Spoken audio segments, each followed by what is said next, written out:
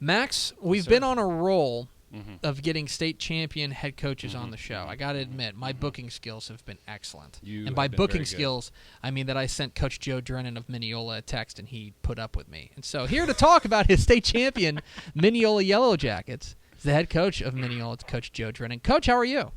I'm great, man. I don't know that I would brag about my booking skills while getting me on the radio, on the show. But I appreciate you. I could have just sent up smoke signals, and you would have come calling. Yeah.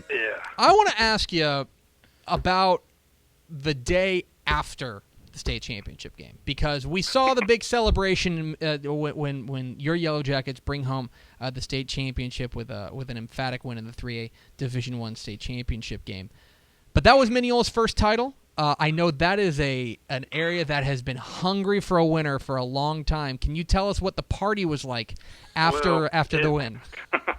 Well, it was a great day, to be honest with you. Now, as far as party, I don't know about all that, but we had we came back on that Saturday actually and had a parade and did all the things that you're supposed to do and everything. The day after, I actually woke up early that morning and came back to the stadium and watched football games all day.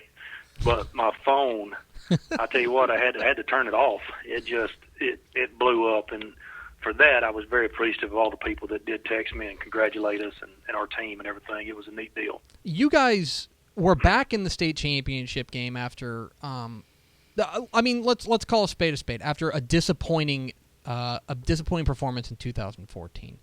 Yes, sir. What was your message to and you had a lot of those same kids from that 2014 team back for this 2016 team. What was your message? What was different about this message? I think the deal is this time, number one, we were just a little bit more mature about everything. But like I told the kids before I said, it's not going to be a shock to us this year. We know what the stadium looks like. We know what we got to do this time. We're not going to go up there and hang out all day and try to get the oohs and ahs out of us. That should already be done. This is just another football game for us, and if we'll go play like we're able, I think we can come home with a championship. And our kids handled it so well. I mean, we showed up and got to our locker rooms, laid down, did all the things that we're supposed to do, and the kids even come up to me when we come out onto the field. Some of them would come by me, Coach, no big deal this time. Just, and I said, yeah, if you've been here before, it really does matter about playing in that stadium the first time and then coming back to it again. That shock factor of being in there the first time and that wow factor is it's kind of unbelievable if you want, just speaking. Mm-hmm. We're talking with Joe Drennon, the head coach of the 3A Division I state champion Mineola Yellowjackets here on DCTF Live. Get involved in the conversation at #DCTF Live. Coach, one of the guys who just impressed us so much was your outstanding signal caller, Jeremiah Crawford. And I'll be honest, like having seen when we saw him in 2014 and now to see him in 2016, he looked like a different player. It was remarkable the growth that we saw from him. Yes, sir. And we did the same thing. We obviously pulled out the video from 2014. I watched the game and I look at pictures and stuff, and of course I see my kids as they're growing up and everything, and his maturity level from that point to this point is unbelievable. And kids do. They grow up and they learn from their experiences, especially when they care like that kid does. I think he said it. I'll be honest with you, I've not watched our state championship game yet. But I've had so many people tell me what he said after the game and stuff, and he's, they asked him the difference, and they said he just said, I grew up. Basically, he said, back then it was about me and stuff. He said, now I realize it's about our team and those kind of comments, and that tells you that the kids, he was a sophomore playing in the state championship, and for the first time in school history, and now he was a senior playing in the state championship. So. Just a lot of growing up by a lot of our kids. That is why we played the way we did. And then you guys, in that state championship game, you guys went up against a really good and rolling Yoakum team. And from a defensive standpoint, you guys were able to really kind of snuff out what they did best. What was your game plan going into that, and how did it work?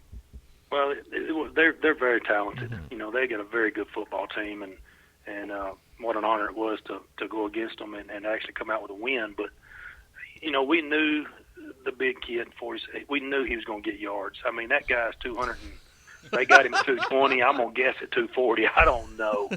But we knew he was going to get some yards and stuff. What we felt like we had to do was keep everyone else from beating us. And then we would eventually get him, because he played both ways. And we hoped eventually that he would get tired and wouldn't be as effective. And that's kind of the way it worked out for us. But Coach Blackwell's my defensive coordinator, and our defensive staff just had a great plan going in. And then our kids came out in the second half of that game. We just kept telling them, just keep hitting them, and keep doing what we're doing, and we're going to be fine. And we did. We just wore them down, basically, is what it amounted to, and got away with the win. I want to ask you about another player on your team, Michael Drennon, it sounds like. Yeah. I don't know about that kid. I'm not kicking him off. How special was it for you to win that state championship and be able to throw an arm around your son? It is I'm going to tell you, I've said this on a few interviews and stuff about parents and their kids. We all want to see our kids succeed. And for me to be a part of my kid's success and for him to be a part of my success is pretty special. That feeling after the game and the feeling we got right now, and I'm over here this morning, we're ordering letter jackets and stuff like that, and him getting ordered the state championship patch for his jacket and things of that nature is just it's a blessing, to be honest with you. I mean, I know there's been a lot of coaches win the state championship, and I know there's been some win it with their child, and they're going to tell you that's about as special as it gets if you're in this profession and your kid loves playing the game as much as they do.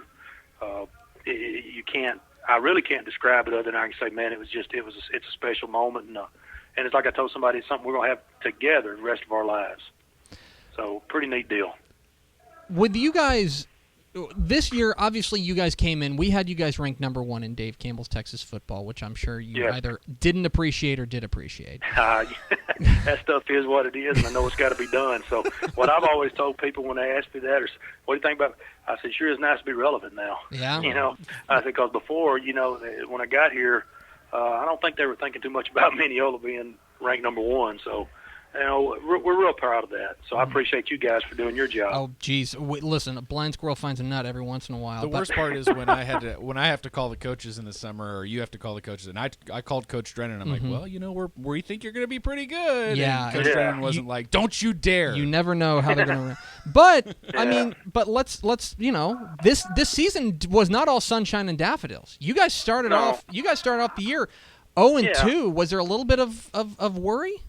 No, I mean, you always worry when you lose a football game. But here's the deal with that.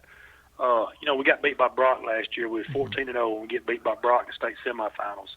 Well, realignment comes out, and I told our coaching staff and I told our kids that here's a great opportunity for us to get better and be ready if we are fortunate enough to make it back to that moment to be more prepared. Because when we played Brock, we had some things go bad, and we did, and they hit us in the mouth, and we're a little bit faster than everybody else that we had played that year. I said, we're going to schedule some teams that's going to make us better. And Van, I knew was going to be really good. I mean, they went 4 rounds in 4A. Kaufman, I knew was going to be really good. They went 4 rounds in 4A the year before. So I really wasn't worried about or concerned with our record at that point in time. What I was concerned with when we lost those 2 games, to be honest with you, we turned the ball over 9 times. Mm-hmm. And it wasn't turning the ball over like they hit us or do something that's great. It's just we made a bad play and turned the ball over. And so, like I told our kids, if we eliminate our turnovers, we've got a really good shot of winning both of those games. And to me, looking at it from a coaching perspective, I felt like we had a pretty good football team, but we had to eliminate mistakes. It kind of reminded me of my 2014 season. We were 0-3, and I kept telling kids, I come in on Saturday and think I'm fixing to chew them out, and I go, guys, we're pretty good. I said, but we've got to stop this kind of stuff. As we'll stop this, we're going to be really good. And sure enough, we finally got it fixed, and, you get on a roll and you start playing. And same thing happened this year. After we turned the ball over 9 times in those 2 games, we didn't turn it over again. We hadn't turned it over. So, consequently, we went to winning football games, and we went to winning them by a pretty good margin. So I was pretty proud of our kids for seeing the big picture and knowing what the goal was, and not worry about things that really don't matter. As far as a record goes. I could be 5-5 going into the playoffs. If we win a state championship, I'll take it every year. Yeah, that's. It really wouldn't matter to me what that record is. So, yeah, I imagine you will be okay. And now I do want to ask you one more thing about it. Is that you guys go into the state championship game, and pretty much the entire city of Mineola comes with you. Yes, there was nobody left in town. Was there any concern that just like that the town had emptied out and just some thief was going to come and just rob the town? Because that's what I was thinking during those 3A games. I don't know. It's amazing to me at our crowd and our community and how well they support these kids. He said we got 5,000 people in town and we have 14,000 show up at a football game. I don't know, man. Go figure. But I'm pretty sure the police department had a plan, but I'm also pretty sure that we've got some really good people in Mineola, Texas. It's not a big high crime wave, so I think all the ones that even if they were going to rob something decided to come to the game instead. So. We were good to go. Probably smart. He is Joe Drennon. He is the head coach of the 3A Division I state champion Mineola Yellowjackets. Coach, again, congratulations, and enjoy this one, and I'm sure we'll be talking down the road. Man, I appreciate y'all. I appreciate what you do. I really appreciate you covering our kids. Absolutely. There he goes, Joe Drennon.